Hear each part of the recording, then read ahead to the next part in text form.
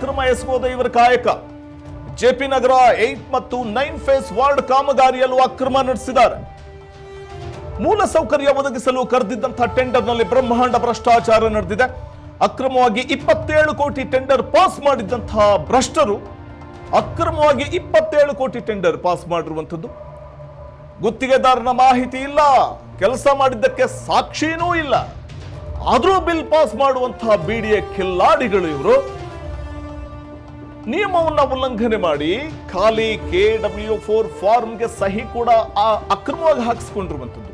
ನೋಡಿ, ಇದು 27 ಕೋಟಿ ಟೆಂಡರ್ ಮೊತ್ತಕ್ಕೆ, 27 ಕೋಟಿಯ ಟೆಂಡರ್ ಮೊತ್ತಕ್ಕೆ 31.9 ಕೋಟಿ ಬಿಲ್ ಪಾಸ್ ಮಾಡಿದ್ದಾರೆ. ಇದು ಹೇಗೆ ಸಾಧ್ಯ? ಜೆಪಿ ನಗರ 8 ಮತ್ತು 9ನೇ ಹಂತದ ವಾರ್ಡ್ ಕಾಮಗಾರಿಯಲ್ಲಿ ನಡೆದಿರುವಂತಹ ಬ್ರಹ್ಮಾಂಡ ಭ್ರಷ್ಟಾಚಾರ. ನಿಯಮ ಉಲ್ಲಂಘನೆ ಮಾಡಿ KW4 ಫಾರ್ಮ್ಗೆ ಸಹಿ ಕೂಡ ಹಾಕಿ ಅಕ್ರಮ ಎಸಗಲಾಗಿದೆ. ಸಾಮಾನ್ಯವಾಗಿ ಈ KW4 ಫಾರ್ಮ್ನಲ್ಲಿ ನಿಯಮಗಳ ಸಂಪೂರ್ಣ ಮಾಹಿತಿ ಇರಬೇಕಾಗುತ್ತೆ. ಆದರೆ ಅವೆಲ್ಲವನ್ನು ಗಾಳಿಗೆ ತೂರಲಾಗಿದೆ. ನಿಯಮ ಉಲ್ಲಂಘನೆ ಮಾಡಿ ಖಾಲಿ KW4 ಫಾರ್ಮ್ಗೆ ಸಹಿ ಹಾಕಿ ಅಕ್ರಮ ಎಸಗಲಾಗಿರುವಂತಹ ಒಂದು ಪ್ರಕರಣ ಇದು. ಎಸ್, ನಾನು ನರೇಶ್ ಕುಮಾರ್ ಅವರ ಹತ್ರ ಬಂದ್ಬಿಡ್ತೀನಿ. ಸಿವಿಲ್ ಇಂಜಿನಿಯರ್ ಕೂಡ ಹೌದು. ನರೇಶ್ ಕುಮಾರ್ ಅವರೇ, ಈ ಪ್ರಕರಣದಲ್ಲಿ ನೋಡ್ತಾ ಹೋದ್ರು ಕೂಡ ಗುತ್ತಿಗೆ ನೆಪದಲ್ಲಿ ನಡೆದಿರುವಂಥದ್ದು, ಮತ್ತೆ ಪ್ರಮುಖವಾಗಿ ಹಣವನ್ನ ಲೂಟಿ ಮಾಡೋದಕ್ಕೆ ಅಂತಾನೆ ನಿಂತಂತೆ ಕಾಣಿಸ್ತಾ ಇದೆ. ನಿಮ್ಮ ಫಸ್ಟ್ ರಿಯಾಕ್ಷನ್? ಇಲ್ಲಿ ಮೊಟ್ಟ ಮೊದಲನೇಗೆ ನಾ ಹೇಳಬೇಕು ಅಂತಂದ್ರೆ, ಒಟ್ಟಾರೆ ವ್ಯವಸ್ಥೆನೇ ಸರಿ ಇಲ್ಲ. ಒಟ್ಟಾರೆ ವ್ಯವಸ್ಥೆ ಮಾಡ್ಕೊಂಡ್ರದೇ ಲೂಟಿ ಹೊಡಿಯೋಕ್ಕೆ. ಇವರೆಲ್ಲ ಏಜೆಂಟ್ಗಳದಕ್ಕಷ್ಟೇ. ಆ ಜಾಗಕ್ಕೆ ಅವ್ರು ಬರಬೇಕು ಅಂತಂದರೆ ಅವರಲ್ಲಿ ಬಂಡವಾಳ ಹಾಕೇ ಬಂದಿರೋರು. ಟೋಟಲ್ ಸಿಸ್ಟಮ್ಮು ಇದೇನು ಬರೀ ಇವರಿಬ್ಬರೇ ಅಲ್ಲ. ನೀವುಗಳಿಲ್ಲಿ ಅನೌನ್ಸ್ ಮಾಡ್ತಾ ಇದ್ದೀರಾ, ಅವರಿಬ್ಬರು ಬರೀ ಚಮಚಗಳಷ್ಟೇ. ತುಪ್ಪ ತೆಗಿಲಿಕ್ಕೆ ಬಾಟ್ಲಲ್ಲಿ ಕೈಯಿಂದ ತೆಗಿಯಕ್ಕೆ ಬರಲ್ಲ, ಒಂದು ಚಮಚದಲ್ಲೇ ತೆಗಿಬೇಕು. ಆ ಥರ ಚಮಚಗಳಿವರು.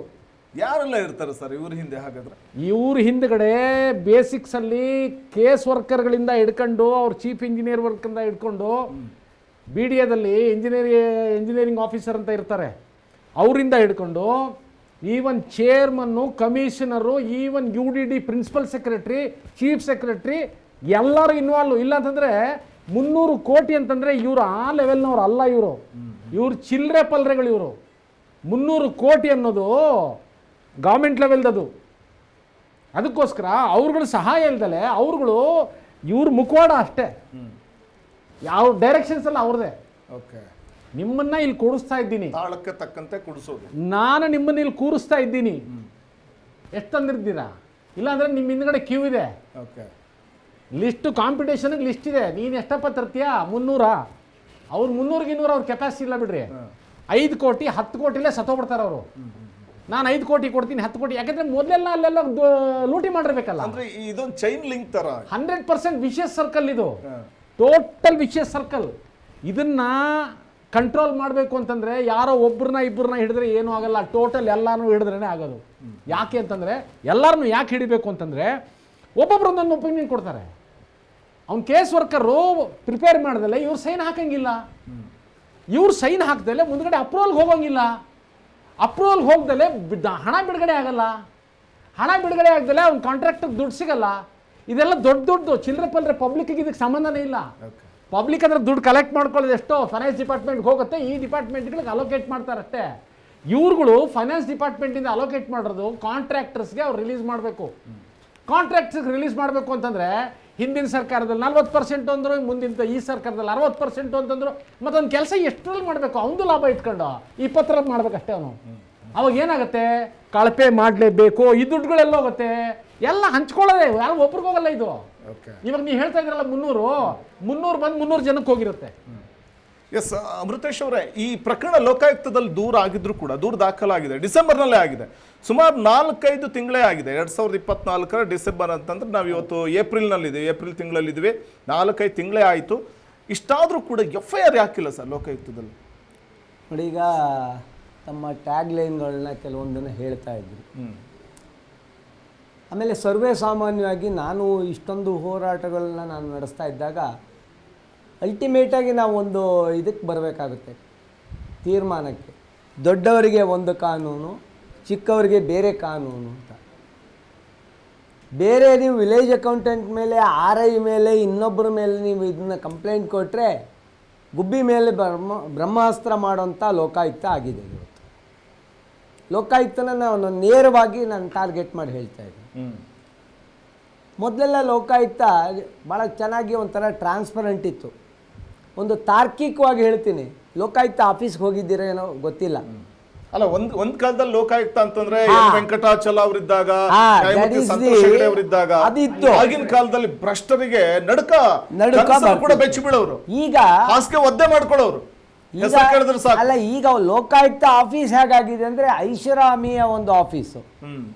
ಹೊರಗಡೆ ಅಂಬೇಡ್ಕರ್ ವಿಧಿಲಿ ಹೋಗ್ಬೇಕಾದ್ರೆ ನಮಗೆ ಆ ಮೆಟ್ಲುಗಳು ಇವು ಎಲ್ಲ ಕಾಣಿಸ್ತಿತ್ತು. ಲೋಕಾಯುಕ್ತ ಇದು ಆಫೀಸಪ್ಪ, ಒಂದು ಸ್ವಲ್ಪ ನಡುಕ. ಹಿಂದೆ ಪೊಲೀಸ್ ಸ್ಟೇಷನ್ ಮುಂದೆ ಓಡಾಡಿದ್ರೆ ಹೆದರಿಕೆ ಇತ್ತಲ್ಲ, ಆ ಥರದ. ಅಂದರೆ ಭ್ರಷ್ಟರಿಗೆ ಲೋಕಾಯುಕ್ತ ಇದೆ ಅಂತ. ಈಗ ಅಲ್ಲಿ ಒಳಗಡೆ ಇರೋರು ಸ್ವಲ್ಪ ಕೈ ಬಾಯಿನ ಕೆಡಿಸ್ಕೊಂಡಿದ್ದಾರೆ. ಅದನ್ನು ಕಾಣಿಸ್ಬಾರ್ದು ಅಂತ ಹೊರಗಡೆಗೆ ಒಂದು ಪ್ಲಾಸ್ಟಿಕ್ದು ಒಂದು ಇದನ್ನು ಹಾಕ್ಕೊಂಡಿದ್ದಾರೆ. ನೀವು ನೋಡಿ ಹೋಗಿ. ನಾನು ಯಾಕೆ ಇದನ್ನು ನೇರವಾಗಿ ಹೇಳ್ತಾ ಇದ್ದೀನಿ ಅಂದರೆ, ನಿಮ್ಮಲ್ಲಿ ಟ್ರಾನ್ಸ್ಪರೆನ್ಸಿ ಇದ್ದಿದ್ದರೆ ಏನೂ ತೊಂದರೆ ಆಗ್ತಿರಲಿಲ್ಲ ಸ್ವಾಮಿ. ಲೋಕಾಯುಕ್ತರು ಅಂತ ಹೆಸರು ಹೇಳ್ಕೊಳ್ತೀರಿ. ನಾನು ನೀವು ಹೇಳಿದ್ದು ಕಂಪ್ಲೇಂಟ್ಗಿಂತ ಮೊದಲು ನವೆಂಬರಲ್ಲಿ ಒಂದು ಕೊಟ್ಟಿದ್ದಿದೆ. ಅದರಲ್ಲಿ ಸಂಪೂರ್ಣವಾಗಿ ಬೆಂಗಳೂರು ನಗರದ ಒಬ್ಬರು ಸಚಿವರು ಇನ್ವಾಲ್ವ್ಮೆಂಟ್ ಇದೆ, ರಾಜೀವ್ ಗಾಂಧಿ ಗೃಹ ನಿರ್ಮಾಣದ್ದು. ಹಾಗೇನೇ ಇದನ್ನು ತಗೊಳ್ಳಿ, BDAದ್ದು.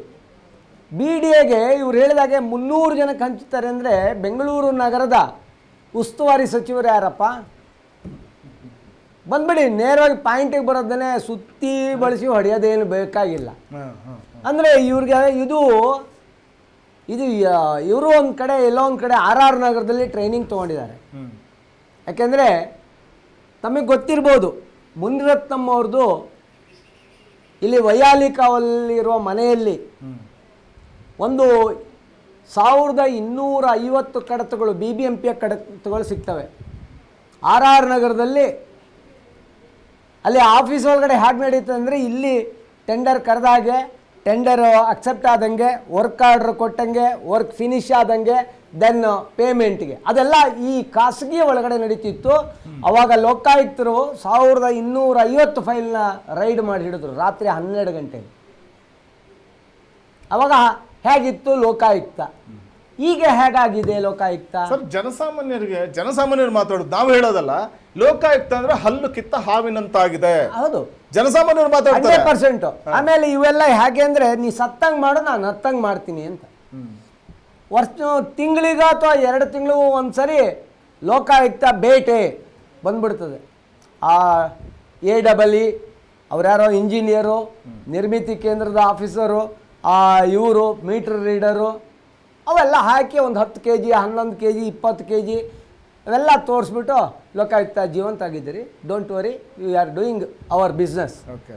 V are doing our business. ಇದು ಹೆಂಗೆ ಅಂದ್ರೆ, ಹಾವು ಸಾಯಬಾರ್ದು, ಕೋಲು ಮರಿಬಾರ್ದು. Exactly, we are doing our business, we are doing our service ಅಂತ ಇಲ್ಲ. ವರ್ಡ್ ನಾನು ಭಾಳ ಪಕ್ಕವಾಗಿ ಉಪಯೋಗಿಸ್ತೀನಿ. ಯಾಕೆ ಇದನ್ನು ಹೇಳ್ತಿದ್ದೀವಿ ಅಂದರೆ, ದ್ವಂದ್ವ ನೀತಿಯನ್ನು ನೀವು ಮಾಡಬೇಡಿ. ದ್ವಂದ್ವ ನೀತಿ, ಒಬ್ಬರಿಗೊಂದು ಇನ್ನೊಬ್ಬರಿಗೊಂದು ಕಾನೂನು ಮಾಡಬೇಡಿ. ಅದನ್ನೇ ನಾವು ಹೇಳ್ತಿದ್ವಿ. ಜನಸಾಮಾನ್ಯರು ಸುಮ್ಮನೆ ಬಿಡ್ತಿದ್ರು. ಯಾಕೆ ಇದನ್ನ ಹೇಳ್ತೀರಿ ಅಂದರೆ, ಇವ್ರಿಗೂ ಸಹ ಈಗ ತಾವು BDAದಲ್ಲಿ ಅವರಿಬ್ಬರನ್ನ ಮಾತ್ರ ಟಾರ್ಗೆಟ್ ಮಾಡಿದ್ರಿ. ಪಾಪ ಅಲ್ಲ, ನಾವು ಟಾರ್ಗೆಟ್ ಮಾಡ್ತಾ ಇಲ್ಲ, ನಡೀತಿರುವಂತ ಭ್ರಷ್ಟಾಚಾರ ಅವರೇ ಮೇನ್. ಆದ್ರೆ ಈಗ ಒಂದು ಫಿಲಮ್ ಪ್ರೊಡ್ಯೂಸ್ ಆಗ್ಬೇಕಾದ್ರೆ ಬರೀ ಆ ನಾಯಕ ನಟರು ನಾಯಕ ನಟಿ ಅಲ್ವೇ ಇಲ್ಲ ಸರ್. ಬ್ಯಾಕಲ್ಲಿ ಸಾಹಿತ್ಯ ಬರಿಬೇಕು, ಸಂವಾದ ಬರಿಬೇಕು, ಸಂಭಾಷಣೆ ಬರಿಬೇಕು, ನಿರ್ಮಾಪಕರು ಇರಬೇಕು, ಸಂಗೀತ ಇರಬೇಕು. ಹಾಗೆ ಬ್ಯಾಕಲ್ಲಿ ಇವ್ರು ಹೇಳಿದ್ರು, ನರೇಶ್ ಕುಮಾರ್ ಅವ್ರು ಹೇಳಿದ್ರು, ಆ ಪ್ರತಿಯೊಬ್ಬ ಕೆಳಗಡೆ ಬುಡದಿಂದ ಸ್ಟಾರ್ಟ್ ಆಗುತ್ತೆ. ಆಮೇಲೆ ತನಿಖಾ ಆಯೋಗ. ಇವತ್ತಿನವರೆಗೆ ನೀವು ಯಾವ ತನಿಖಾ ಆಯೋಗದಲ್ಲಿ ನೀವು ಕರೆಕ್ಟಾಗಿ ಇಂಥವನು ಅಂತ ಎಲ್ಲಾದ್ರೂ ಹೇಳಿದ್ದೀರಾ? ಇತ್ತೀಚೆಗೆ ಬಾಣಂತಿಯರ ಸಾವಿಂದ ಒಂದು ತನಿಖಾ ಆಯೋಗ, ಆಮೇಲೆ ಕೋವಿಡ್ದು ತನಿಖಾ ಆಯೋಗ, ಆಮೇಲೆ IMA ಗೋಲ್ಡ್ ತನಿಖಾ ಆಯೋಗ, ಗುರು ರಾಘವೇಂದ್ರ ಬ್ಯಾಂಕಿನ ತನಿಖಾ ಆಯೋಗ, ಬೋವಿ ನಿಗಮದ್ದು, ವಾಲ್ಮೀಕಿ ನಿಗಮದ್ದು. ಸರ್, ಇಂಥವ್ರು ನಾವು ಹಿಡಿದು ಒಳಗಡೆ ಹಾಕಿದ್ವಿ ಅಂತೆಲ್ಲ ತೋರಿಸಿದ್ದೀರಾ? ಹೇಳಿ, ಕಂಟಿನ್ಯೂ ಮಾಡಿ. ಇಲ್ಲಿ ಈಗ ಇವರಿಬ್ಬರ ಮೇಲೆ ನೀವು ಹೇಳಿದಾಗಲೇ FIR ದಾಖಲೆ ಆಗೋದಿಲ್ಲ. ಬೇರೆ ಡೆರ್ಲಿಕ್ಷನ್ ಆಫ್ ಡ್ಯೂಟಿ ಅದು ಇದು ಎಲ್ಲಾನು ಹಾಕ್ಬೋದಾ? ಎಸ್ ಸರ್, ಮಾತಾಡೋಣ. ನಮ್ಮ ಜೊತೆ ದೂರವಾಣಿ ಸಂಪರ್ಕದಲ್ಲಿದ್ದಾರೆ ಆಯುಕ್ತರಾದಂಥ BD ಆಯುಕ್ತರಾದಂಥ ಜಯರಾಮ್ ಅವರು. ನಮಸ್ತೆ ಸರ್. ಜಯರಾಮ್ ಸರ್ ನಮಸ್ತೆ. ಓಕೆ, ಬಹುಶಃ ಲೈನ್ ಕಟ್ ಆಗಿದೆ ಅಂತ ಅನ್ಸುತ್ತೆ. ಓಪನ್ ಆಗಿ ಹೇಳ್ತೀನಿ, ಪಾಪ ನೀವು ಸೊಫಿಸ್ಟಿಕೇಟ್ ಆಗಿ ಮಾತಾಡ್ತೀರಿ. ಇಲ್ಲಿ RAW ಖಚ್ಚಕ್ ಅಂತ ಮಾತಾಡಿದ್ರೇನೆ ಕೆಲಸ. ಇಲ್ಲಿ ಜನಸಾಮಾನ್ಯರಿಗೂ ಇದಕ್ಕೆ ಸಂಬಂಧನೇ ಇಲ್ಲ. ನೀವು ಪಾಪ ಹಲ್ಲು ಕಿತ್ತ ಹಾವು ಅಂತಂದ್ರಿ. ಎಸ್ ಮಾತಾಡೋಣ ಸರ್. BD ಆಯುಕ್ತರು ಜಯರಾಮ್ ಅವರು ನಮ್ಮ ಜೊತೆ ಇದ್ದಾರೆ. ನಮಸ್ತೆ ಸರ್. ಏನ್ ವಿಷಯ ಹೇಳಿ? ಜಯರಾಮ್ ಅವರು ನಮಸ್ತೆ. BDNಲ್ಲಿ 300 ಕೋಟಿ ಬ್ರಹ್ಮಾಂಡ ಭ್ರಷ್ಟಾಚಾರ ಆಗಿದೆ ಅನ್ನುವಂಥ ಒಂದು ವಿಚಾರವನ್ನು ಇಟ್ಕೊಂಡು ನಾವು ಮಾತಾಡ್ತಿದ್ದೀವಿ ಇವತ್ತು. ಏನ್ ವಿಷಯ? BDNಲ್ಲಿ 300 ಕೋಟಿ ಭ್ರಷ್ಟಾಚಾರ ಆಗಿದೆ. ಗುತ್ತಿಗೆದಾರರು ಕಳಪೆ ಕಾಮಗಾರಿಯನ್ನ ಮಾಡಿ ಅದರಲ್ಲೂ ಹೊಡೆದಿರುವಂತ 300 ಕೋಟಿ ಬ್ರಹ್ಮಾಂಡ ಭ್ರಷ್ಟಾಚಾರದ ವಿಚಾರವನ್ನ ಪ್ರಜಾ ಟಿವಿ ಬಿತ್ತರ ಮಾಡ್ತಾ ಇದೆ. ಅದರ ಕುರಿತಾಗಿ ನಾವು ಇವತ್ತು ಚರ್ಚೆ ಇಟ್ಕೊಂಡಿದ್ದೀವಿ. ಓಕೆ, ತಾವು ಜಯರಾಮ್ ಸರ್, ತಾವು BD ಆಯುಕ್ತರಾಗಿ ಇದು ತಮ್ಮ ಗಮನಕ್ಕೆ ಬಂದೇ ಇಲ್ವಾ? ಯಾವ ರೀತಿ ಕ್ರಮ ತೆಗೆದುಕೊಳ್ತೀರಿ ಇದ್ರ ಮೇಲೆ ಅಂತ? ಇಲ್ರಿ, ನನ್ನ ಗಮನಕ್ಕೆ ಬಂದಿಲ್ಲ. ಏನ್ ವಿಷಯ ಹೇಳಿ, ಡೀಟೇಲ್ಸ್ ಹೇಳಿ ಸರ್. ತಾವೇ ಮಾತಾಡಿದ್ರಿ ಹಿಂದೆ, ಈಗ ಕಳಪೆ ರಸ್ತೆ ಕಾಮಗಾರಿ ಸಂಬಂಧ ಲೋಕಾಯುಕ್ತಕ್ಕೂ ದೂರು ಹೋಗಿದೆ. ಸೊ ಇಲ್ಲಿ ಅಶೋಕ್ ಮತ್ತು ಅಶೋಕ್ ಭಾಗಿ ಅನ್ನುವಂಥ ಎಂಜಿನಿಯರ್ಗಳ ಮೇಲೆ ಕೇಳಿ ಬರ್ತಾ ಇರುವಂತ ಗಂಭೀರ ಆರೋಪ ಇದು. ಇಲ್ಲ, ಈ ತರ ಏನೋ ಬಂದಿದೆ ಅಂತ ನಿಮ್ಮ ರಿಪೋರ್ಟರ್ ನನಗೆ ಮೊನ್ನೆ ಹೇಳಿದ್ರು, ಬಟ್ ಡೀಟೇಲ್ಸ್ ನನಗೆ ಹೇಳಿಲ್ಲ. ಅದೇನ್ ಡೀಟೇಲ್ಸ್ ಕಳಿಸಿ ಅಂತ ಹೇಳಿದೀನಿ. ಡೀಟೇಲ್ಸ್ ಕಳಿಸಿ ಚೆಕ್ ಮಾಡಿಸಿ. ಖಂಡಿತವಾಗ್ಲೂ ನಮ್ಮ ಸಂಪೂರ್ಣವಾದಂಥ ದಾಖಲೆಗಳು, ಡೀಟೇಲ್ಸ್ಗಳನ್ನು ಕೊಡ್ತೀವಿ. ಜಯರಾಮ್ ಅವರೇ, ತಮ್ಮ ಬಗ್ಗೆ ಒಬ್ಬ ಪ್ರಾಮಾಣಿಕ ಅಧಿಕಾರಿ ಅನ್ನುವಂಥದ್ದು ನಾವು ಕೇಳ್ಪಟ್ಟಿದ್ದೀವಿ. BD ಆಯುಕ್ತರಾದ ಜಯರಾಮ್ ಅವರು ಪ್ರಾಮಾಣಿಕ ಅಧಿಕಾರಿ ಅಂತ ಕೇಳ್ಪಟ್ಟಿದ್ದೀವಿ. ಇಂಥವ್ರ ವಿರುದ್ಧ ಕ್ರಮ ಯಾವಾಗ, ಯಾವ ರೀತಿ ತನಿಖೆ ಮಾಡ್ತೀರಿ ಅನ್ನೋದು ನಮ್ಮ ಪ್ರಶ್ನೆ. ಡೀಟೇಲ್ಸ್ ಕಳ್ಸಿಕೊಟ್ರೆ ಏನೇನ್ ಮಾಡಿದ್ದಾರೆ, ಯಾರು ಮಾಡಿದ್ದಾರೆ ಅಂತ ಖಂಡಿತವಾಗಿ ಅದ್ರ ಬಗ್ಗೆ ಪರಿಶೀಲನೆ ಮಾಡಿ ಕ್ರಮ ತಗೊಳ್ತೀವಿ. ಈಗ ಒಂದ್ ಕಡೆ ಸರ್, ನಿಮ್ಮ ಗಮನಕ್ಕಿರ್ಲಿ ಪ್ರಮುಖವಾಗಿ ಕೆಲವೊಂದು ಕಡೆ ಅಂದ್ರೆ ನಾವು ಗಮನಿಸ್ತಾ ಹೋದ್ರೆ 27 ಕೋಟಿ ಟೆಂಡರ್ ಮೊತ್ತಕ್ಕೆ 31.9 ಕೋಟಿ ಬಿಲ್ ಪಾಸ್ ಮಾಡಿರುವಂತದ್ದು, ನಿಯಮಗಳನ್ನು ಉಲ್ಲಂಘನೆ ಮಾಡಿ ಅನ್ನುವಂಥದ್ದು ಹೇಳ್ತಾ ಇದ್ದೀರಿ. ನನ್ ಮುಂದೆ ಯಾವ್ದು ಇನ್ಫಾರ್ಮೇಶನ್ ಇಲ್ಲ. ದಯವಿಟ್ಟು ಇನ್ಫಾರ್ಮೇಶನ್ ಕಳಿಸ್ಕೊಡಿ, ಅದನ್ನ ಆಫೀಸ್ ರೆಕಾರ್ಡ್ಸ್ ಅಲ್ಲಿ ಚೆಕ್ ಮಾಡ್ತೀನಿ. ಖಂಡಿತ ಏನಾದ್ರು ಯಾರಾದ್ರೂ ಲೋಪದೋಷಗಳಾಗಿದ್ರೆ ಅದ್ರ ಮೇಲೆ ಏನ್ ಕ್ರಮ ತಗೊಳ್ಬೇಕು ಅದ್ರ ಆಗ್ತದೆ. ಒಂದು ನಿಮ್ಮ ಗಮನಕ್ಕೆ ಒಂದು ವಿಷಯ, ಯಾಕಂದ್ರೆ ನಿಮ್ಮ ಗಮನಕ್ಕೆ ತರ್ತೀನಿ. ಸೋಮವಾರ ನಾನು ಆಕ್ಷನ್ ತಗೋತೀನಿ, ಈ ಬಗ್ಗೆ ಕ್ರಮ ತಗೋತೀನಿ ಅಂತ ಹೇಳಿದ್ರಿ. ಕೆಂಪೇಗೌಡ ನೀವು ಮೊನ್ನೆ ದಿವಸ ರಜೆ ಇರೋ ದಿವಸ ನನಗೆ ಹೇಳಿದ್ರಿ. ಇವತ್ತು ಕೂಡ ರಜೆನೇ ಇದೆ, ನಿನ್ನೆನೂ ಕೂಡ ರಜೆ ಇತ್ತು. ನೀವು ಇನ್ಫಾರ್ಮೇಶನ್ ಕಳಿಸ್ಕೊಟ್ಟು ನಾಳೆ ವರ್ಕಿಂಗ್ ಡೇ ಇದೆ, ನಾಳೆ ಚೆಕ್ ಮಾಡಿಸ್ತೀನಿ. ಸರ್, ದಯವಿಟ್ಟು ನಿಮ್ಮ ಮೊಬೈಲ್ ಅನ್ನ ಓಪನ್ ಮಾಡಿದ್ರೆ ನಾವು ಎಲ್ಲವನ್ನೂ ಕೂಡ ಕಳಿಸ್ಕೊಡ್ತೀವಿ. ಆಯ್ತ್ರಿ, ಮೊಬೈಲ್ ಓಪನ್ ಮಾಡಿದ್ರೆ ನನಗೆ ಮಾಹಿತಿ ಸಿಗ್ತದ? ಖಂಡಿತವಾಗ್ಲು. ಕಳ್ಸಿದಿರಾ, ನೀವ್ ಏನ್ ಕಳ್ಸಿದಿರಾ ಅನ್ನೋದನ್ನ ನಮ್ಮ ಆಫೀಸ್ ರೆಕಾರ್ಡ್ ಅಲ್ಲಿ ಚೆಕ್ ಮಾಡ್ಬೇಕಿದೆಯಲ್ಲ. ಯಾಕಂದ್ರೆ ಜಯರಾಮ್ ಅವರೇ, ನಿಮ್ಮ ಬಗ್ಗೆ ನಮ್ಗೆ ತುಂಬಾ ಗೌರವ ಇದೆ. ತಾವೊಬ್ಬ ಪ್ರಾಮಾಣಿಕ ಅಧಿಕಾರಿ. ದಯವಿಟ್ಟು ಕೇಳ್ಕೊಳ್ಳಿ, ದಯವಿಟ್ಟು ನಾನು ಆಫೀಸ್ ರೆಕಾರ್ಡ್ ಚೆಕ್ ಮಾಡ್ದಲೇನೆ, ವಾಸ್ತವತೆ ಏನಿದೆ ಅಂತ ತಿಳ್ಕೊಳ್ದಲೇನೆ ನಿಮ್ಗೆ ರಿಯಾಕ್ಟ್ ಮಾಡ್ಲಿಕ್ಕೆ ಆಗಲ್ಲ. ನಿಮ್ಗೆ ನೀವು ಕಳ್ಸಿರ್ತಕ್ಕಂಥ ರೆಕಾರ್ಡು ಇನ್ನೂ ಏನಾದ್ರು ನಿಮ್ಮ ಹತ್ರ ಇದ್ರೆ ಕಳ್ಸ್ಕೊಡಿ, ಅದನ್ನ ನಾಳೆ ಎಕ್ಸಾಮಿನ್ ಮಾಡಿ ನಿಮಗೆ ತಿಳಿಸ್ತೀನಿ. ಖಂಡಿತ. ಯಾಕಂದ್ರೆ ನಾವು ಮೊನ್ನೆ ಕೂಡ ನಿಮ್ಮನ್ನ ದೂರವಾಣಿ ಮೂಲಕ ಸಂಪರ್ಕಿಸುವ ಪ್ರಯತ್ನ ಮಾಡಿದ್ವಿ, ಅದ್ರ ಸಾಧ್ಯ ಆಗ್ಲೇ ಇಲ್ಲ. ನಿಮ್ ಜೊತೆ ಮಾತಾಡೋಣ, ನಿಮ್ಮ ಹತ್ರ ಈ ಮಾಹಿತಿಯನ್ನ ಹಂಚಿಕೊಳ್ಳೋ ಮೂಲಕ ನೀವು ಯಾವ ರೀತಿ ಆಕ್ಷನ್ ತಗೋತೀರಿ ಅನ್ನೋದ್ರ ಬಗ್ಗೆ ಕೂಡ ನಾವು ಚರ್ಚೆ ಮಾಡೋಣ ಅನ್ನೋದ್ರ ಬಗ್ಗೆ ನಿಮಗೆ ಫೋನ್ ಆಯಿಸಿದ್ವಿ. ಫೋನ್ ಕೂಡ ಸ್ವಿಚ್ ಆಫ್ ಬರ್ತಾ ಇತ್ತು ಸರ್ ಮೊನ್ನೆ. ಯಾಕಂದ್ರೆ ನಮ್ಮ ಪ್ರತಿನಿಧಿ ಕೂಡ ನಿಮ್ಮ ಹತ್ರ ಮಾತಾಡೋದಕ್ಕೆ ತುಂಬಾ ಟ್ರೈ ಮಾಡಿದ್ರು. ಓಕೆ, ಬಹುಶಃ ಲೈನ್ ಕಟ್ ಆಗಿದೆ ಅಂತ ಅನ್ಸುತ್ತೆ. ಇದು ನಾನೇ ಮಾತಾಡ್ತೀನಿ. ಅವ್ರು ಏನು ಮಾತಾಡ್ತಾರೆ ನಾನೇ ಮಾತಾಡಿದೆ. ಹೌದಾ, ಆ ಡಾಕ್ಯುಮೆಂಟ್ಸ್ ಕಳಿಸಿ, ವೆರಿಫೈ ಮಾಡ್ತೀನಿ, ಆಕ್ಷನ್ ತಗೋತೀನಿ. ಇವ್ರಿಗೆ ಬಾಲ ಯಾರೋ ಎಳಿತಾ ಇರ್ತಾರೆ, ಈ ಕೆಲಸ ಮಾಡು ಆ ಕೆಲಸ ಮಾಡು ಅಂತ. ಫಸ್ಟ್ ಆಫ್ ಆಲ್ ಅವ್ರು ಕೂತಿರೋದೇ, ಅವ್ರು ಡೈರೆಕ್ಟಾಗಿ ಕೂತಿದಾರಾ? ಹೆಂಗ್ ಕೂತ್ಕೋತಾರೆ ಅನ್ಕೊಂಡಿದ್ದೀರಿ? IAS ಆಫೀಸರ್ಗಳು ಎಷ್ಟು ಕಾಂಪಿಟೇಷನ್ ಇದೆ ಆ ಪೋಸ್ಟ್ಗೆ? ಬಹುಶಃ ಈ ಪೋಸ್ಟ್ ಅಲ್ಲಿ ಇನ್ನೊಂದು 3-4 ತಿಂಗಳು ಇರ್ತಾರೆ ಜಯರಾಮ್ ಅವರು. ಮಾತಾಡ್ತಾರೆ. ಇಲ್ಲ ಲೈನ್ ನಾನೇನು ಹೇಳ್ತೀನಿ ಗೊತ್ತಾ, ನೋಡಿ ದಯವಿಟ್ಟು ಹೇಳ್ತೀನಿ ಕೇಳಿ. ನಾವು ಸುಮ್ಮನೆ ಬರೀ ಎಷ್ಟೇ ಚರ್ಚೆ ಮಾಡಿದ್ರು ತಾರ್ಕಿಕ ಅಂತಿಕ್ ಹೋಗ್ಲಿಲ್ಲ ಅಂತಂದ್ರೆ ನಮ್ಮ ಚರ್ಚೆ ಇದಕ್ಕೆ ಸೊಲ್ಯೂಷನ್ ನಾನು ಡೈರೆಕ್ಟ್ ಆಗಿ ನಾವು ಈ ಪ್ರಕರಣವನ್ನು ತಾರ್ಕಿಕ ಅಂತ್ಯ ಕಾಣಿಸ್ಲೇಬೇಕು ಅಂತಾನೆ ಮಾಡ್ತಿರೋದು ಈ ಸ್ಟೋರಿ. ನಾನು ಸೊಲ್ಯೂಷನ್ ಹೇಳ್ತೀನಿ. ಆ ಸೊಲ್ಯೂಷನ್ ಈ ಹೆಗ್ಗಣಗಳು ಬಿಲಾ ತೋಡ್ತವಲ್ಲ, ಇದು ಹೆಗ್ಗಣ ಅಲ್ಲ ರೀ, ಇರೋ ಗುಂಡಿನೇ ಅದು. ಹೆಗ್ಗಣ ಬಿಲಾ ತೋರೋದಂದ್ರೆ ಸಣ್ಣದಾಗಿ ತೂರೋದು, ಈ ಗುಂಡಿನೇ ಅದು. ನಾನು ಹೇಳೋದು ಇಷ್ಟು.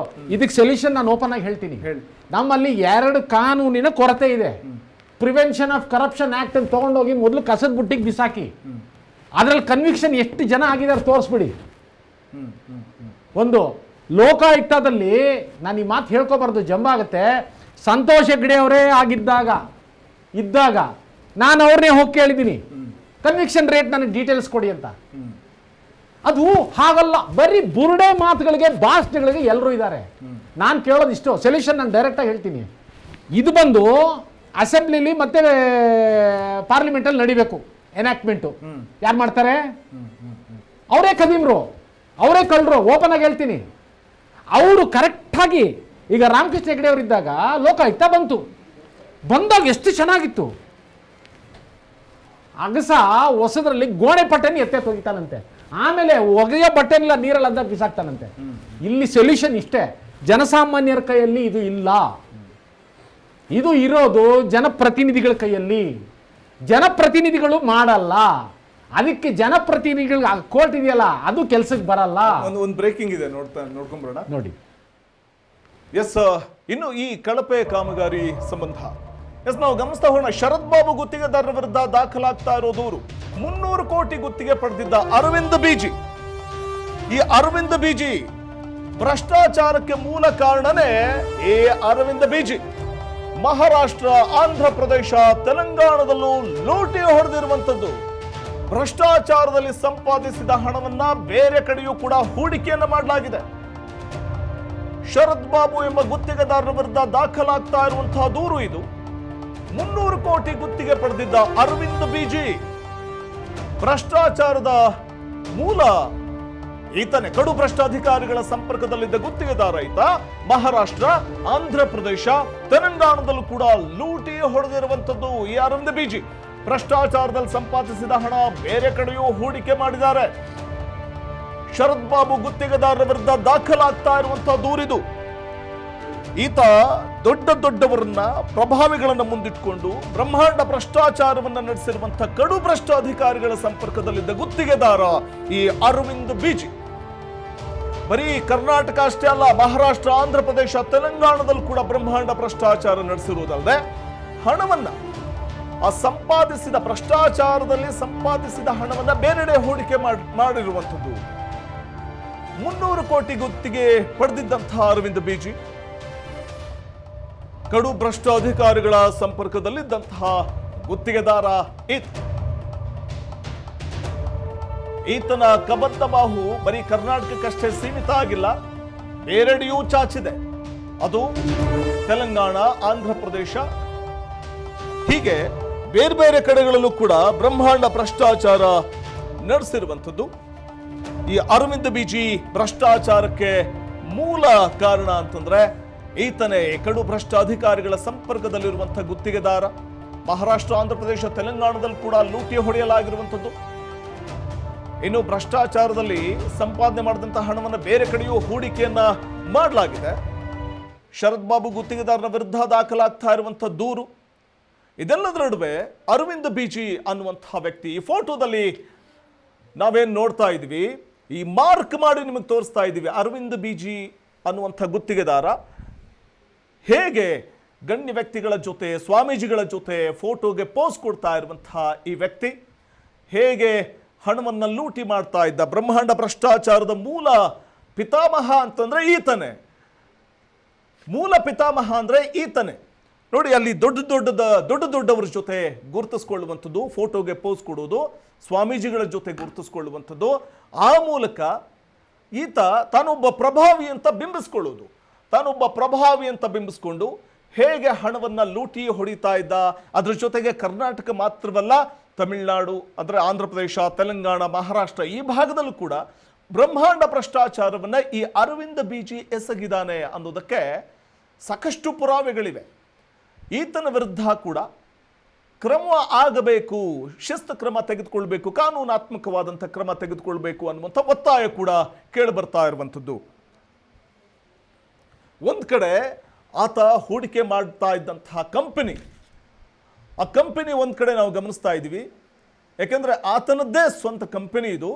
ಅಂದರೆ ಭ್ರಷ್ಟಾಚಾರ ನಡೆಸಿದ್ದಂತಹ ಹಣವನ್ನು ತಾನು ಭ್ರಷ್ಟಾಚಾರ ಮಾಡಿ ಸಂಪಾದನೆ ಮಾಡಿದಂಥ ಹಣವನ್ನು ಹೂಡಿಕೆ ಮಾಡ್ತಾ ಇದ್ದಂಥ ಕಂಪನಿ. ನಾವು ಎಡಭಾಗದ ವಿಂಡೋಸ್ನಲ್ಲಿ ಗಮನಿಸ್ತಾ ಹೋಗಬಹುದು ವೀಕ್ಷಕರೇ.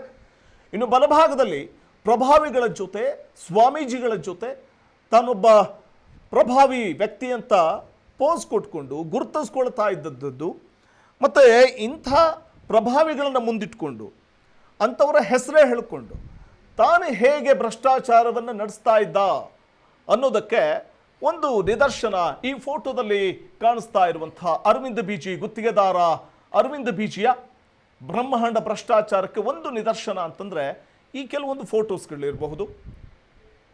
ಎಸ್, ಒಂದು ಕಡೆ ಅಸೋಸಿಯೇಟ್ ಎಕ್ಸಿಕ್ಯೂಟಿವ್ ಎಂಜಿನಿಯರ್ ಅಶೋಕ್ ಭಾಗಿ ಮತ್ತು ಎಕ್ಸಿಕ್ಯೂಟಿವ್ ಎಂಜಿನಿಯರ್ ಅಶೋಕ್ ಸಿಎನ್. ಎಡಭಾಗದ ವಿಂಡೋಸ್ನಲ್ಲಿ ನಾವು ನೋಡ್ತಾ ಇದ್ದೀವಿ ಭ್ರಷ್ಟ ತಿಮಿಂಗಲಗಳಿವು. ಸರ್ ಹೇಳ್ತಾ ಇದ್ರು, ನರೇಶ್ ಅವರು ಹೇಳ್ತಾ ಇದ್ರು, ಇದು ಹೆಗ್ಗಣಗಳು ಬಿಲ ತೋಡುವಂಥದ್ದಲ್ಲ, ದೊಡ್ಡ ಗುಂಡಿನೇ ಬ್ರಹ್ಮಾಂಡ ಭ್ರಷ್ಟಾಚಾರದ ಕೂಪ ಆಗಿದೆ, ಅದರಲ್ಲಿ ಇವರು ಸ್ಪೂನ್ಗಳ ಥರ ಅಂತ, ಸ್ಪೂನ್ಗಳ ಥರ ಇವರು ಅಂತ. ಸೊ ಇದ್ರ ಬಗ್ಗೆ ಮತ್ತಷ್ಟು ನಾನು ಮಾತಾಡ್ತಾ ಹೋಗ್ತೀನಿ. ಮರ್ಲಿಂಗೇಗೌಡರು ಇದ್ದಾರೆ. ಮರ್ಲಿಂಗೇಗೌಡ್ರೆ, ಈ ಭ್ರಷ್ಟಾಚಾರದ ಕೂಪ ಬಹುಶಃ ಸಮಾಜದ ವ್ಯವಸ್ಥೆಯನ್ನೇ ಕಲುಷಿತಗೊಳಿಸ್ಬಿಟ್ಟಿದೆಯಾ ಅಂತ? ವ್ಯವಸ್ಥೆಯನ್ನು ಕಲುಷಿತಗೊಳಿಸಿರೋದಕ್ಕೆ ಮೂಲ ಕಾರಣ ಅಧಿಕಾರಿಗಳೇ. ಕಾರಣ ಏನು ಅಂದರೆ, ಇವತ್ತೊಂದು ಸಣ್ಣ ಕೆಲಸವೂ ಕೂಡ ನಾವು ಪಾರದರ್ಶಕವಾಗಿ ಮಾಡ್ಕೊಳ್ತೀವಿ ಅನ್ನೋ ಯಾವ ವ್ಯವಸ್ಥೆನೂ ಇವರು ಉಳಿಸಿಲ್ಲ. ಇವತ್ತು ಯಾವುದೋ ಒಬ್ಬ ಹೊರ ರಾಜ್ಯದ ಗುತ್ತಿಗೆದಾರ ನಮ್ಮ ರಾಜ್ಯದಲ್ಲಿ ಬಂದು ಬೇರೂರ್ತಾನೆ ಅಂತಂದರೆ ಅದಕ್ಕೆ ಅಧಿಕಾರಿಗಳು ಸಾಥ್ ಕೊಡದೆ ಬೇರೆ ಏನೂ ಕಾರಣ ಇಲ್ಲ. ನೀವು ಹೇಳ್ತಾ ಇದ್ದೆ ಯಾವುದೋ ಗುತ್ತಿಗೆದಾರ ಇದರೊಳಗೆ ಇನ್ವಾಲ್ವ್ ಆಗಿದ್ದಾರೆ ಅಂತ. ಅಧಿಕಾರಿಗಳು ಅದಕ್ಕೆ ದಾರಿ ತೋರಿಸಿರ್ತಾರೆ. ಈ ರೀತಿಯಾದಂಥ ವ್ಯವಸ್ಥೆ ಮಾಡಿದ್ರೆ, ನೀವಿಷ್ಟು ಇನ್ವೆಸ್ಟ್ ಮಾಡಿದ್ರೆ ನಾವಿಷ್ಟು ಮಾಡಿಕೊಡ್ತೀವಿ. ಇನ್ನೂ ಒಂದು ವ್ಯವಸ್ಥೆ ಇದೆ BDA ಒಳಗೆ. ಒಂದು ಹುದ್ದೆಗೆ ಬರೋದಕ್ಕೆ ಗುತ್ತಿಗೆದಾರನೇ ಇನ್ವೆಸ್ಟ್ ಮಾಡ್ತಾನೆ. ಅವ್ರ ಬದಲಾಗಿ ಒಂದು ಹುದ್ದೆಗೆ ಬರೋದಕ್ಕೆ ಗುತ್ತಿಗೆದಾರನೇ ಇನ್ವೆಸ್ಟ್ ಮಾಡ್ತಾನೆ. ಅವನು ಇನ್ವೆಸ್ಟ್ ಎಷ್ಟು ಕೋಟಿ ಇರುತ್ತೆ ಅಂತ ಅದೇ ಹುದ್ದೆಯ ಮೇಲೆ ಡಿಪೆಂಡ್. ಸರ್ ಹೇಳ್ತಾ ಇದ್ರು, ಲೂಟಿ ಮೇಲೆ ಡಿಪೆಂಡ್ ಇನ್ವೆಸ್ಟ್ ಮಾಡ್ತಾನೆ. ಆ ಇನ್ವೆಸ್ಟ್ ಮಾಡಿರೋ ಹುದ್ದೆಗೆ ಈ ಅಧಿಕಾರಿ ಬಂದಾಗ ಆ ಅಧಿಕಾರಿ ಕೆಲಸ ಏನು ಅಂದ್ರೆ ಅವನಿಗೆ ಲಾಭ ಮಾಡಿಕೊಡೋದು. ಆ ಇನ್ವೆಸ್ಟ್ ಮಾಡಿರ್ತಾರಲ್ಲ ಅದಕ್ಕೆ ರಿಟರ್ನ್ ಮಾಡ್ತಾರೆ. ಅವನ ಪರವಾಗಿ ಬರುವಂತ ಯಾವುದೇ ಕೆಲಸಗಳನ್ನ ಬಿಸ್ನೆಸ್ ತರ ಇದು, ಯಾವುದೇ ಮೀನಾಮೇಷ ಎಣಿಸ್ದೆ ಕೆಲಸ ಮಾಡ್ಕೊಡ್ಬೇಕು. ಆ ಇದಕ್ಕಾಗಿ ಒಬ್ಬ ಗುತ್ತಿಗೆದಾರ ಒಂದು ಹುದ್ದೆಗೆ ಇನ್ವೆಸ್ಟ್ ಮಾಡ್ತಾನೆ. ಆ ಹುದ್ದೆಗೆ ಬಂದಂತ ಅಧಿಕಾರಿ ಅವನ ಪರವಾಗಿ ಕಾಯ ವಾಚ ಮನಸ ಕೆಲಸ ಮಾಡ್ತಾನೆ. ಅಂತ ವ್ಯವಸ್ಥೆ BDA ಅಂತ ಅಲ್ಲ, ಇಲ್ಲಿ ಸರ್ಕಾರಿ ಹುದ್ದೆಯ ಬಹುತೇಕ ಹುದ್ದೆಗಳಲ್ಲಿ ಇದೆ. ಅದು ಎಕ್ಸಿಕ್ಯೂಟಿವ್ ಇಂಜಿನಿಯರ್ ವರ್ತ್ ಆಗಲ್ಲ, AW ವರ್ತ್ ಆಗಲ್ಲ, CE ವರ್ತ್ ಆಗಲ್ಲ, SC ವರ್ತ್ ಆಗಲ್ಲ, ಎಲ್ಲವೂ ಕೂಡ ಒಳಗೊಂಡಿದೆ. ಹಾಗಾಗಿ ನೀವು ಗಂಟೆಗಟ್ಟಲೆ ಕೂತಿ ನಾವು ಏನೇ ಚರ್ಚೆ ಮಾಡಿದ್ರು ಅವ್ರು ಮಾಡೋದು ಅದನ್ನು ಮಾಡೋದೇ. ಇವತ್ತು ನಮ್ಮ ಸಂವಿಧಾನ ಇಂಥವನ್ನೆಲ್ಲ ನಾವು ಹೊರಗಳಿಲ್ಲ ಅಂತಂದ್ರೆ ಈ ಭ್ರಷ್ಟಾಚಾರಿಗಳು ಭ್ರಷ್ಟಾಚಾರವನ್ನು ಮಾಡ್ತಾನೆ ಇರ್ತಾರೆ. ದಾರಿನ ನಾವು ಮಾಡೋದಕ್ಕೆ ಏನ್ ಮಾಡ್ಬೇಕು ಅಂದ್ರೆ, ಸಾರಿ ಇಂಟರಪ್ಷನ್, ಈಗ ಪ್ರತಿಯೊಂದಕ್ಕೂ ಒಂದು ಕೊನೆ ಇದೆ. ಇವರು ಪ್ಲ್ಯಾನ್ಡ್ ಆಗಿ ಆರ್ಗನೈಸ್ಡ್ ಆಗಿ ಮಾಡ್ತಾ ಇದ್ದಾರೆ. ಈ ಪ್ಲ್ಯಾನ್ನ ಆರ್ಗನೈಸ್ಡ್ ಇದನ್ನ ಡಿರೈಲ್ ಮಾಡೋದಕ್ಕೂ ದಾರಿ ಇದೆ. ಅದು ಬರೀ ಕಾನೂನು ಮಾತ್ರನೇ ಮಾಡೋಕ್ಕಾಗೋದು. ಕಾನೂನು ಬಿಟ್ಟು ಬೇರೆ ಏನು ಮಾಡೋಕ್ಕಾಗಲ್ಲ. ಈಗ ಕಾನೂನಲ್ಲಿ ಏನು ಮಾಡಬೇಕು ಅಂತಂದರೆ, ಇವತ್ತಿನ ದಿನ ನೋಡಿ ವರ್ಷಾನುಗಟ್ಟಲೆ ಹೋಗುತ್ತೆ ಕಾನೂನುಗಳು ಮಾಡೋಕ್ಕೆ. ಕಾರಣ ಏನು ಅಂತಂದರೆ, ಅಲ್ಲಿ ಒಳಗಡೆ ಕೂತಿರ್ತಾರಲ್ಲ ಕಾನೂನು ಮಾಡೋರು, ಅವ್ರಿಗೆ ಲಾಭ ಯಾವ್ದು ಇದೆಯೋ ಅದನ್ನು ವಿತೌಟ್ ಎನಿ ಟೈಮ್ ಟಕ್ ಟಕ್ ಟಕ್ ಅಂತ ಮಾಡಿಬಿಡ್ತಾರೆ. ಹಿಯರಿಂಗೇ ಇರಲ್ಲ, ಅಲ್ಲಿ ಡಿಸ್ಕಷನ್ನೇ ಇರಲ್ಲ. ಲಾಭ ಇರುವಂಥದ್ದು ಅಲ್ಲ, ಅವ್ರಿಗೆ ಸಂಬಂಧಪಟ್ಟಿದ್ದು, ಅವ್ರಿಗೆ ಸಂಬಂಧಪಟ್ಟಿದ್ದು ವೆಸ್ಟೆಡ್ ಇಂಟ್ರೆಸ್ಟು. ಅದೇ ಪಬ್ಲಿಕ್ ಇಂಟ್ರೆಸ್ಟ್ ಅಂತ ಅಂದ್ಬಿಡಿ. ಏನಿವಾಗ ಇದರಿಂದ ನನಗೇನು ಲಾಭ? ಇದಕ್ಕೆ ನಾವು ಮಾಡಬೇಕಾಗಿರೋದು ಏನು ಅಂತಂದರೆ, ಇವತ್ತಿನ ದಿನ ಇಲ್ಲಿ ಏನು ನಡೀತಾ ಇದೆ, ಇವ್ರುಗಳು ಲೋಕಾಯುಕ್ತದವರು ಯಾವಾಗಲೂ ಹೋಗಿ ಒಂದು ದಾಳಿ ಮಾಡ್ತಾರಲ್ಲ, ಸುಮ್ಮನೆ ಗೊತ್ತಿಲ್ಲದಲ್ಲೇ ದಾಳಿ ಮಾಡ್ತಾರಲ್ಲ, ಅಲ್ಲ, 6 ತಿಂಗಳಿಗೂ ದಾಳಿ ಮಾಡಬೇಕು. 6 ತಿಂಗಳಿಗೂ ಪ್ರತಿಯೊಂದು ಅಧಿಕಾರಿ ಎಲ್ಲೆಲ್ಲಿ ದುಡ್ಡಿದೆಯೋ ಅಲ್ಲೆಲ್ಲ ದಾಳಿ ಮಾಡ್ತಾನೆ ಇರಬೇಕು. ಬಹುಶಃ ಇಂಥ ವ್ಯವಸ್ಥೆ ಕಡಿವಾಣ ಹಾಕ್ಬೋದಾಗ ಅವಾಗ ಏನಾಗುತ್ತೆ ಅಂತಂದ್ರೆ, ಅವ್ರು ದಾಳಿ ಮಾಡ್ತಾರಲ್ಲ ಅವ್ರಗಳನ್ನ 6 ತಿಂಗಳ ಮೇಲೆ ಅಲ್ಲಿ ಇಟ್ಕೋಬಾರ್ದು, ಅವ್ರನ್ನೂ ಚೇಂಜ್ ಮಾಡ್ತಾ ಇರಬೇಕು. ಓಕೆ, ಒಂದು ಮಾತಾಡೋಣ, ಒಂದು ಬ್ರೇಕಿಂಗ್ ಇದೆ, ನೋಡ್ಕೊಂಬರೋಣ ಸರ್.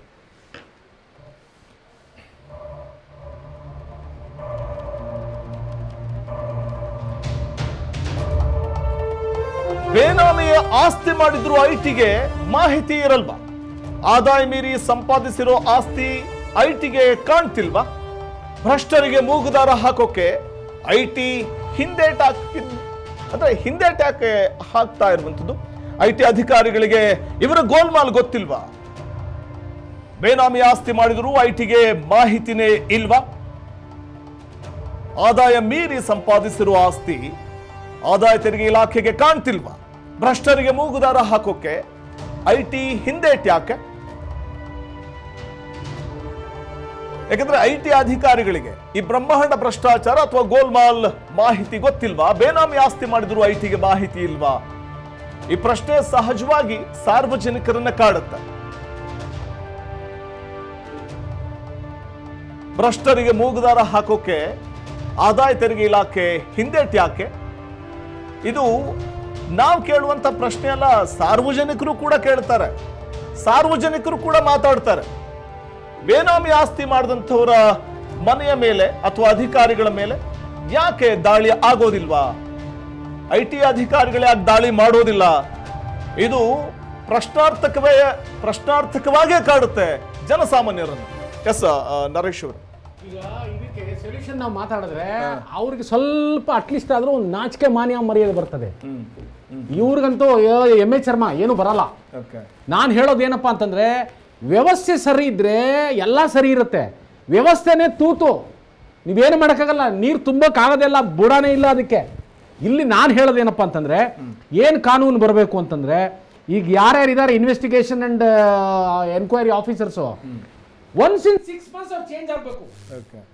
ಅಂಡ್ ಎವ್ರಿ 6 months ಅವರು ಮಾಡ್ತಾನೆ ಇರಬೇಕು, ಡೈಲಿ ಮಾಡ್ತಾನೆ ಇರಬೇಕು. ಅವರು ರೈಡ್ಸ್ ಮಾಡಲೇಬೇಕು. ನಾನು ಹೇಳ್ತೀನಿ ಕೇಳಿಸ್ಕೊಳ್ಳಿ. ಅಲ್ಲ, ಒಂದು ಪಾಯಿಂಟ್, ರೈಡ್ಸ್ ಮಾಡಿದಾಗ ಏನಾಗುತ್ತೆ ಅಂದ್ರೆ, ಇವರು ಟಾರ್ಗೆಟ್ ಫಿಕ್ಸ್ ಮಾಡಬೇಕು. ನಿನ್ನ ಜ್ಯುರಿಸ್ಡಿಕ್ಷನ್ ಅಲ್ಲಿ ಒಂದೇ ಒಂದು ಕರಪ್ಷನ್ ಇರಬಾರ್ದು. ನಾನು ನಿನಗೆ ಫಿಕ್ಸ್ ಮಾಡಿರೋ ಜ್ಯುರಿಸ್ಡಿಕ್ಷನ್ ಅಲ್ಲಿ ಕರಪ್ಷನ್ ಇರಬಾರ್ದು. ಸಾಧ್ಯನಾ ಸರ್? ಅದು ಸಾಧ್ಯ, 100% ಸಾಧ್ಯ. ಸಿಂಪಲ್ ಎಕ್ಸಾಂಪಲ್ ಕೊಡ್ತೀನಿ ತಮಗೆ. ಮೊಬೈಲ್ ಬರೋಕ್ ಮುಂಚೆ ಮೊಬೈಲ್ ಇಷ್ಟು ಬೆಳಕಕ್ಕೆ ಬರ್ತಾ ಇತ್ತು ಅಂತ ಯಾರಿಗಾದ್ರೂ ಗೊತ್ತಿತ್ತಾ? ಗೊತ್ತಿಲ್ಲ. ಆದ್ರೆ ಇವತ್ತಿನ ದಿನ ಎಲ್ಲರೂ ಬಳಸ್ಕೊತಾ ಇದ್ದಾರೆ. ಅದೇ ರೀತಿ ಟೆಕ್ನಾಲಜಿ ಬಳಸ್ಕೊಂಡು ಮಾಡಬಹುದು, ಮಾಡಕ್ಕಾಗತ್ತೆ. ಅಮೃತೇಶ್ ಅವರು, ಈಗ ಎಲ್ಲವನ್ನೂ ಕಾನೂನಿನ ಮುಖಾಂತರ ಹೋರಾಟ ಮಾಡಿ ಅವ್ರಿಗೆ ಜೈಲು ಶಿಕ್ಷೆ ಕೊಡಿಸ್ತೀನಿ ಅಂತ ಹೇಳೋದು ನನಗೇನು, ಯಾಕೆಂದ್ರೆ ನನ್ನ ಅನುಭವದಲ್ಲಿ ಅಸಾಧ್ಯ ಅಂತ ಹೇಳೋದು. ಯಾಕೆಂದರೆ ಇವತ್ತು ಲೂಪ್ ಹೋಲ್ಸ್ಗಳು ಅಷ್ಟು ಚೆನ್ನಾಗಿದೆ. ಕರ್ನಾಟಕದಲ್ಲಿ ಆಗಲಿ ಇಡೀ ದೇಶದಲ್ಲಿ ನಮ್ಮ ಲೂಪ್ ಹೋಲ್ಸ್ಗಳು ಎಷ್ಟು ಚೆನ್ನಾಗಿ ಇದಾಗಿದೆ ಅಂತ ಹೇಳಿದರೆ, ನೀವು ಒಂದಲ್ಲ ಒಂದು ಇದರಿಂದ ನಿಮಗೆ ಭಾಳಷ್ಟು ಉದಾಹರಣೆಗಳು. ಮಲ್ಯ ಅವರು ಆರಾಮಾಗಿದ್ದಾರೆ, ನಮ್ಮ ಮೋದಿಯವರು, ನೀರವ್ ಮೋದಿಯವರು ಭಾಳ ಇದಾಗಿದ್ದಾರೆ. ಹಾಗೆ ನೀವು ಈಗ ಒಂದು 20 ವರ್ಷಗಳ ಹಿಂದಿನ ಈ ಜನಪರ ಹೋರಾಟಗಳು ಎಲ್ಲಿ ಹೋಯಿತು? ಇವತ್ತು ನೀವು 300 ಕೋಟಿ ಹಗರಣ ಅಂತ ಹೇಳ್ತಿದ್ದೀರಲ್ಲ, ಎಲ್ಲಿ ಇವೆಲ್ಲ ನಡೆದದ್ದು? ಕೆಂಪೇಗೌಡ ಬಡಾವಣೆಯಲ್ಲಿ, ಇನ್ನೊಂದು ಯಾವುದೋ ಅಂಜನಾಪುರ, ಇವೆಲ್ಲ ಹೊಸದಾಗಿ ಬಂದ ಲೇಔಟು. ಅಲ್ಲಿಗೆ ಹೊಸದಾಗಿ ಬಂದ ಲೇಔಟಲ್ಲಿ ಬಂದು ಇರುವಂಥ ನಿವಾಸಿಗಳು ಅವ್ರೇನು ಮಾಡ್ತಿದ್ದಾರೆ? ನಮ್ಮ ರೋಡ್ ಸರಿ ಇಲ್ಲ, ನಮ್ಮ ರೋಡ್ ಕಳಪೆ ಕಾಮಗಾರಿ. ಇಲ್ಲಿ ಸ್ಥಳೀಯರು ಕೂಡ ದನಿ ಎತ್ತಿದ್ರು, ಆ ದನಿಯನ್ನು ಅಡಗಿಸುವಂತಹ ಪ್ರಯತ್ನಗಳು ಇಲ್ಲ ಇಲ್ಲ ಇಲ್ಲ, ವೆರಿ ಸಾರಿ ಫಾರ್ ದ್ಯಾಟ್. ಯಾಕಂದ್ರೆ ಸ್ಥಳೀಯರನ್ನು ಮಾತಾಡಿಸೋ ಪ್ರಯತ್ನ ಮಾಡಿದ್ವಿ ನಾವು. ಬಿಡಿಎ ಮುಂದೆ ಹೋದ್ರೆ ನಮ್ಮನ್ನ ಹೆದರ್ಸಿ ಬೆದರ್ಸಿ ವಾಪಸ್ ಕಳಿಸ್ತಾರೆ ಅಂತ ಹೇಳ್ತಾರೆ. ಇಲ್ಲ ಇಲ್ಲ, ಇವತ್ತು ಬೆಂಗಳೂರಿನ ಕೆಲವೊಂದು ನಾನು ಯಾಕೆ ಬೆಂಗಳೂರಿನ ಬಗ್ಗೆನೇ ಹೇಳ್ತೀನಿ ಅಂದರೆ, ಬೆಂಗಳೂರಿನ ಸಾರ್ವಜನಿಕ ಹಿತಾಸಕ್ತಿ ಇದನ್ನು ತಗೊಳ್ಳೋಕ್ಕೆ ನನಗೊಂಥರ ಬೇಸರ ಆಗುತ್ತೆ. ಯಾಕೆಂದರೆ ಹೋರಾಟದ ಮನೋಭಾವನೆ ಕಡಿಮೆ ಆಗೋಗ್ಬಿಟ್ಟಿದೆ. ಇಲ್ಲ ಇಲ್ಲ, ಪಕ್ಕದ ಮನೆ ಅಂತ ಅವನಿಗಾಗೋದು, ನನಗೆ ಯಾಕ್ರಿ? ನಾನು ಬೇಗ ಹೋಗಬೇಕು, ನನ್ನ ಆಫೀಸಿಗೆ ಬೇಗ ಹೋಗ್ಬೇಕು, ನನ್ನ ಮಕ್ಕಳು ಬೇಗ ಸ್ಕೂಲ್ಗೆ ಹೋಗ್ಬೇಕು, ನನ್ನ ಬ್ಯಾಂಕ್ ಬ್ಯಾಲೆನ್ಸ್ ಇರಬೇಕು, ಇನ್ನೊಂದು ಅಡಿಷನಲ್ ಸೈಟ್ ಮಾಡಬೇಕು. ಇಷ್ಟೇ ನೀವು ಸಂಕುಚಿತ ಮನೋಭಾವದಲ್ಲಿ ಎಲ್ಲಿವರೆಗೆ ಇರ್ತೀರಿ, ಈ ಹೋರಾಟಗಳು ಬರೋದಿಲ್ಲ. ಅಧಿಕಾರಿಗಳು ಹಾಗೇನೆ ಅಲ್ವಾ ಸರ್? ಈಗ ಕಳಪೆ ಕಾಮಗಾರಿ ಅವರು ಇದನ್ನ ದುರುಪಯೋಗ ತಗೋತಾರೆ. ಅವ್ರ ಜೀವ ಏನಾದ್ರೂ ಆಗ್ಲಿ, ಆ ಕಳಪೆ ಕಾಮಗಾರಿ ಆಗುತ್ತೆ, ಡಾಂಬರ್ ಕಿತ್ತು ಬರ್ತಾ ಇರುತ್ತೆ, ಚರಂಡಿ ಒಂದ್ ವೆಹಿಕಲ್ ಹೋದ್ರೆ ಮುರಿದು ಹೋಗುತ್ತೆ. ಹಿಂಗಿದ್ರು ಕೂಡ ಜನಸಾಮಾನ್ಯರು ಏನಾರು ಆಗ್ಲಿ, ನಾನೇ ಹೇಳ್ತೀನಿ, ಹೆಂಡತಿ ಮಕ್ಳು ಚೆನ್ನಾಗಿದೀವಾ ಯೋಚನೆ.